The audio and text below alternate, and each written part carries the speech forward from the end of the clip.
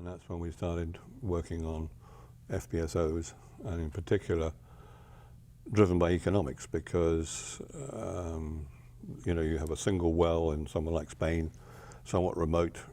You can't put in major equipment in there. But just mobilizing a heavy lift vessel there would have been pretty punitive.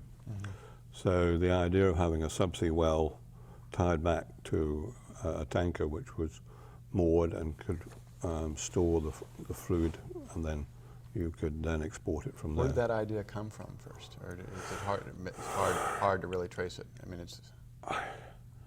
I don't know. We talked about all sorts of different systems. There'd even been talk about having a fixed jacket with a tanker sort of moored to that, but then.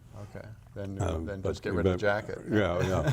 That was the next step, and we again learned a lot on that. I can remember because we were using flexible hoses between the wellhead and the tanker, and the temperatures were such at the wellhead that the flexible hose started to deteriorate. So in fact, one of the jobs, my first job on a SALS, if you like, on a floating system, was putting down what was then considered to be the biggest heat exchanger. And what we did was we put 2 steel flow lines down, kept them a meter off the seabed, and then by having water cooling the oil, by the time it got to the point where it goes up the mooring to the tanker, where you did need a flexible hose, there was no way you could get away without a flexible hose at that point. The temperature was down to a point that the flexible hose could deal with it. I see. And so it was, it no longer had the aging problem that we found when we first put the system in. Yeah. And so we did the same. So what was the first FPSO that you worked on? The Castellon one. The Castellon. One of Spain. Yeah. And then that's the first one. Yeah. As far as I know, it's the first one. Yeah. And then I helped. I was a sort of the shell. Agip had started to develop the Nilda field, which was again a single well field, and again a same sort of idea. And I was, if you like, the shell man on that, because it was Agip as the operator. I just followed along and gave what helpful advice we could from our own experience from Nilda, from Castellon to Nilda. And then Nilda was in the Mediterranean too? Yes, it was off Sicily. Sicily, okay. Yeah.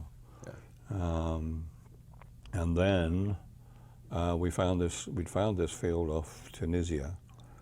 And all of these things are driven by economics. You were just trying to find the most economic way of doing it. Off Tunisia, we found a slightly bigger field, 10 million barrels, not one of your billion barrel jobs. And again, the problem of how do you produce and do that economically. And we decided that subsea wells tied back to a riser, and the riser going up to a mooring to a tanker with floating production, storage, offloading, and I can show you a picture of it if you'd like it. And then the tanker would come alongside and take off the stabilized crude. We were lucky in that particular field in that the gas that was coming off was, I think, over 80% CO2. So we didn't have a flare problem. We had a problem of just getting CO2 away, so it was blown out with a great big vent. And what water depths are we talking about here? The actual vessel was moored in about 400-foot water. Okay. And the wells were in about 800 foot to 1,000 foot. So we were we moored the tanker on an adjacent hill, if you like, and we produced the wells from deeper down. The wells were actually very shallow wells from the point of view, only about 4,000 foot.